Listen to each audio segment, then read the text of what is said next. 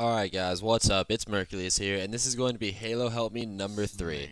Now this Halo Help Me is going to be the one I talked about before. It's going to be a free-for-all on sword base, and it's going to be a different bit of gameplay than something you've ever seen from me before. It's a far more competitive game than anything else. Now I am playing with my guest, and you guys know how I play when I play with a guest in free-for-all, so, you know, don't hate on me for the fact that we don't kill each other. I believe at one point in the game he has sword, and I just spawn, and we just run past each other. But yeah, so I die a lot in this game. Like, I don't go 2. I think I just go over 1 or something. I only win the game by 2 points. But pretty much what I'm going to try to help you do is I'm going to give you actual specific tips for playing your game. Because what I've done before is, on the big team game, I pretty much just told you a simple strategy. Sit in the back with the sniper rifle and just pick people off. Work on your sniping. Long range, long range, long range. Now, in this game, instead of doing that, you obviously can't do that. It's free-for-all. You're not going to be on a big map like that. You're not going to be able to just sit in the back somewhere and camp with the sniper rifle. You're going to be contested almost the entire game. And then the multi-team game, I said roll around the outside of the map, use your teammates as references for where the enemies are, and, you know, play like that. Multi-team is a different type of game. Multi-team is a much easier game to play. Even though there's much more people, it's a much easier game to play than free-for-all is. Personally, when I like to play competitively, free-for-all is the type of gameplay that I play. I think free-for-all is a good showcase of your skills if you're playing people who are good at the game. It's a good showcase of your skills because you're constantly going to be under pressure of some type from someone. An overall strategy I like to have for free-for-all, I don't really get into it that much in this game. I do a little bit, but I like to find an area of the map and not camp, but defend that area. What I'm talking about is, like in this position right here, I'm up by Redlift, and there's 3 possible ways you can get up to Redlift. You can come up Redlift, you can come up the other side with the lift from the center, or you can run up the staircase from shotgun spawn. Because I know that, what you have to do is you have to pay attention to your radar, you have to look around, and you have to constantly be wary of those 3 entrances. You have to look back and forth between those 3 entrances, and you have to guess which entrance someone's going to come up, and you defend those 3 entrances. Now, it's not camping because I'm not just sitting in a corner with a shotgun. Like, if I wanted to camp Redlift, I could just sit next to Redlift with a shotgun, and I could literally camp it the entire time. This is not camping. So don't ever think that. The first thing you need to do is you need to get out of your head the idea that this is camping. You need to sit here and you need patience. What you need to understand is that this is tactical gameplay. It's not camping. You're playing smart. It's just like people say, oh, well, you're hoarding the power weapons. Well, yes, of course I'm going to use the sniper rifle. The sniper rifle is one of the best weapons in the game. You think I'm going to let someone else have the sniper rifle just because it's a power weapon?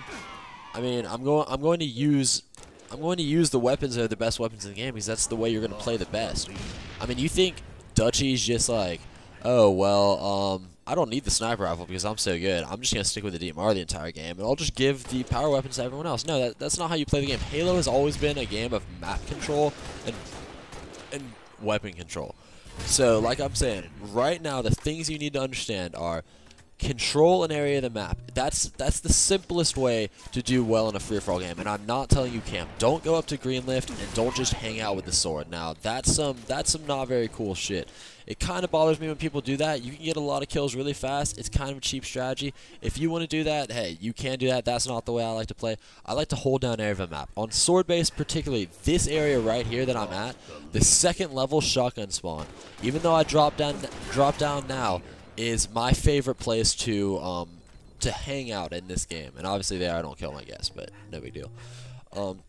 2nd level shotgun spawn, I really like rolling around in that area. You can roll around inside, and it's much harder for people to spawn and run right up to you than it is for hanging out at Redlift. If you hang out at the top of Redlift, people can spawn at shotgun spawn and run up to you. Or people can spawn at Redlift and run up to you. But if you're on 2nd floor, if you're on shotgun spawn, no one can spawn shotgun spawn, so that kind of eliminates one entire area where people can attack you from. Alright, now, particular tips for your gameplay. Patience is a virtue. Patience is something that you need. You must pace your shots with the DMR. I know pros can spam their shots, and I know Campy spams his shots, and I know that people can do that. don't spam your shots. It's not going to do you any good. Seriously. The faster you aim, the faster you can shoot is something that I've learned in this game. But for that last shot, for the headshot, patience is a virtue. If you're just trying to hit their body, go ahead and pull the trigger a little bit faster. That's completely fine. I'm pretty sure I get a nice quick scope. Yeah, nice quick scope right there. But what you're going to need to do is you're going to need to have patience when you're shooting the DMR. Make sure you're aiming at their head for that final shot after you've taken their shields down. When you're shooting their body, you can shoot a little bit faster because you don't have to hit them specifically in any one area. So go ahead and pull the trigger a little bit faster, but don't just spam the trigger the entire time. As soon as you go for that 5th shot, you need to have patience on that last shot. You need to hit them in the head, and you need to wait till the bloom comes down a little bit. That's the DMR. Really, the DMR is an incredibly precise weapon if you wait for the reticule to, go down in size. If you wait to actually let the gun be precise. If you just spam the trigger, I mean, it's still a pretty darn good gun. You can kill people fast, but you're going to miss a couple of shots. You're never, like, spamming the trigger, you're hardly ever going to get a 5-shot. But you can spam the trigger and get someone all the way down, and you can get, like a 6 or 7 shot spamming the trigger, depending on how well you aim. But you guys don't need to do that. You don't need to do trigger spamming. I mean, overall, it's going to hurt you way more than it's going to help you. Learning patience when you're shooting is going to be one of the best things that you can do. And if you really want to look for proof of that, look at Sandman. Watch his Halo Reach montage 1 and seriously count how many times he misses in the entire montage. He doesn't spam the trigger.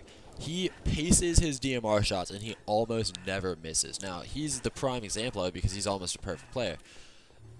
That's just what I kind of learned from him. I watched that and I saw, well, damn, he doesn't spam the trigger. Obviously, I don't need to spam the trigger.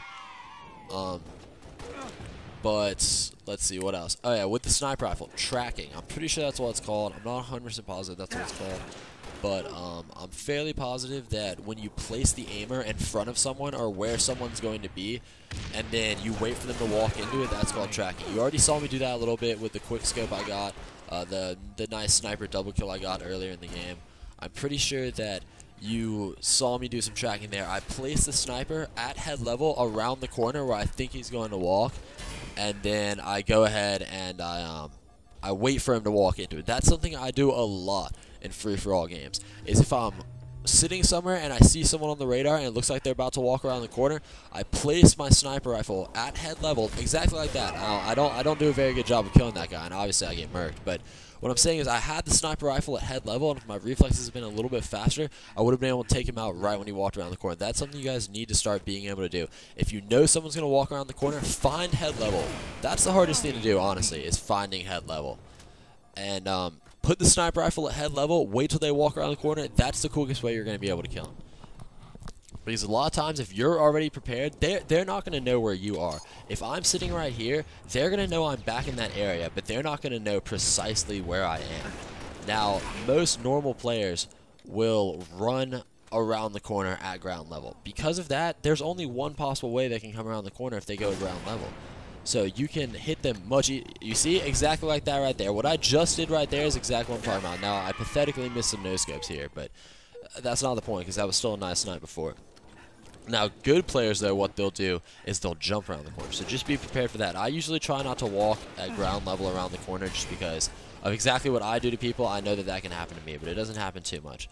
So just be prepared for that. That's something, if you guys want to take away anything from this lesson, if you guys want to learn anything, map control, weapon control, pace your DMR shots, and track with the sniper rifle. Place the sniper rifle where you think people are going to walk into it, and then take them out. Following the sniper rifle is a much harder way. You need to anticipate your enemy's moves. That's how you can get really good at Halo. Anticipate your enemy's moves. Anticipate what they're going to do, and react to that. Now, what's kind of funny about this is something that I've heard Dutchy say before, is that it's actually easier to play against good people once you've gotten good than it is to play against bad people. And the reason for that is because good players anticipate other players' moves. And if you're a good player and you anticipate another player's move, well, good players mostly do things that make sense. Now, if you're playing a really bad group of kids, they can just do random stuff sometimes. Like, they could just do things that you don't expect them to ever do. So just be aware, if you're playing really bad kids, anticipation doesn't always work as well, but if you're playing really bad kids, your straight up shooting skills should be able to just take them down. But, you know, like I'm saying, anticipation, weapon control, map control, pacing your DMR shots, and tracking with the sniper rifle. Those are 5 things that I've gone over this lesson. I believe that those are 5 things that if you work on in any game type, not just, you know, free-for-all on sword base, not just free-for-all, multi-team, anything, if you work on those few things while playing the game, I think you'll be a better player. Those are things that I try to work on. Obviously, I don't do that great of a job here. I get thrown out of my game because I am playing some kids who are pretty decent at this game. I know this has not been the most solid gameplay. I mean, I don't claim this is a good game by me. I only saved it because I thought I got some nice snipes.